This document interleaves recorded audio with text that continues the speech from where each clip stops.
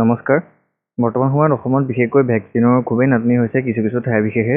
তাৰ সমপৰ্যায়ভাৱে ভেকচিনৰ বুকিং অনলাইনত বহুত অসুবিধাৰ সন্মুখীন হৈছে জনসাধাৰণ বুকিং কৰাৰ ক্ষেত্ৰত। কিছুমান ঠাইত ভেকচিন নোহোৱাৰ বাবে 2-3 দিনৰ কাৰণে ভেকচিনৰ বুকিং ষ্টপ কৰি থোৱা হয়। প্ৰথম পৰ্যায়ত ভেকচিনৰ বুকিং 1টা বজাৰ পিছতেই খুলি দিয়া হৈছিল দিনৰ, কিন্তু বৰ্তমান সময়ত আবেলি 4টা বজাৰ পৰা ধৰি 3টা পৰ্যায়ত দিয়া হয়, আবেলি 4টা বজাৰ পৰা 7টা বজা। আৰু এতিয়া দেখা পোৱা গৈছে যে ভেকচিনৰ অতিকে নাটনি হোৱাৰ বাবে কিছুমান ঠাইত ৰাতি 12টা বজাতো অনলাইন বুকিং খুলি দিয়া হৈছে। এতিয়া চাওক, ভেকচিনৰ অনলাইন বুকিঙৰ কাৰণে 3টা সময় আছে। 3টা সময় আপোনালোকে চাব লাগিব যদি এতিয়ালৈকে অনলাইন বুকিং কৰিব পৰা নাই। যিখিনি 18 বছৰ ওপৰৰ ভেকচিনৰ বাবে ৰৈ আছে সেইখিনি কৈছোঁ। ফাৰ্ষ্ট চাব আবেলি 4টা বজাত, যদি আবেলি 4টাৰ পৰা 5টাৰ ভিতৰত অনলাইন বুকিং অ'পেন কৰি নিদিয়ে তেতিয়া চাব গধূলি 7টা বজাত, আৰু যদি 7টাৰ পৰা 8টাৰ ভিতৰতো যদি অনলাইন বুকিং অ'পেন কৰি নিদিয়ে তেতিয়া চাব লাগিব ৰাতি 12টা বজাত। 45 বছৰৰ ওপৰৰ ব্যক্তিসকলৰ কাৰণেতো ভেকচিনৰ বুকিং সকলো সময়তে খুলি দিয়া থাকেই, মানে দিনটোৰ যি 2টা সময় দিয়া থাকে অফিচিয়েলি। কিন্তু 18 বছৰ ওপৰখিনিৰ বাবেহে অনলাইন বুকিংটো বহুত কঠিন হৈ পৰিছে বৰ্তমান সময়ত। সময় কোনো নিৰ্ধাৰণ নাথাকে, যিকোনো সময়ত কৰি দিয়ে 4টা বজাৰ পিছত। ঠিক আছে, এতিয়া যিসকলে 18 বছৰ ওপৰ যিখিনিয়ে বা 45 বছৰ ওপৰখিনিও যিখিনিয়ে অনলাইন বুকিং ভালদৰে কৰিব জনা নাই তেওঁলোকৰ বাবে এতিয়া চমু ভিডিঅ' মই প্ৰচেছ দেখুৱাই দিলোঁ। আশা কৰিলোঁ আপোনালোকে ইয়াৰ দ্বাৰা অতি সহজতে অনলাইন বুকিং কৰিব পাৰিব। এতিয়া চাই লওক কেনেকৈ কৰিব পাৰি। এতিয়া আমি চাম কেনেদৰে ভেকচিন বুক কৰিব পাৰি অতি সহজতে। মই কেইটামান মেম্বাৰ এড কৰি থৈছিলোঁ, তাৰ পৰা মই চাম এতিয়া ডিষ্ট্ৰিক্ট আৰু ষ্টেট চিলেক্ট কৰি। প্ৰথমটো আপোনালোকে পৰ্যায়টো জানেই কেনেকৈ কৰিব লাগে। নাম্বাৰ দি পেলাই OTP মাৰিব লাগিব কোৱিন পৰ্টেলত।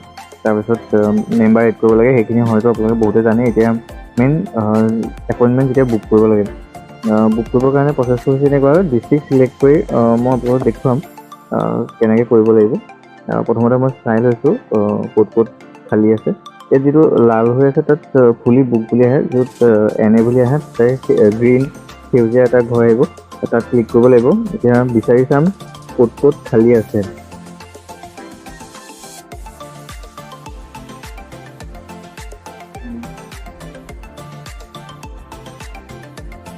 অসমত যিহেতু 18 বছৰ ওপৰৰ ভেকচিনৰ বহুত নাটনি হৈ আছে, বহুত লোকে এতিয়াও এপ্লাই কৰিব পৰা নাই, হতাশাত ভুগি আছে।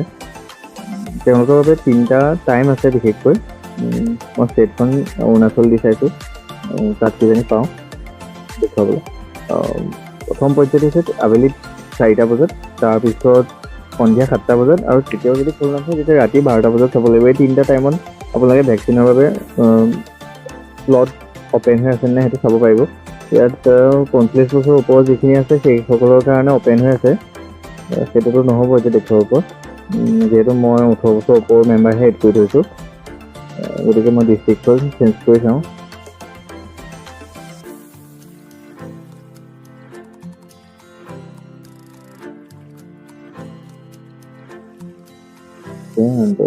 চালোঁ ইয়াততো নাই।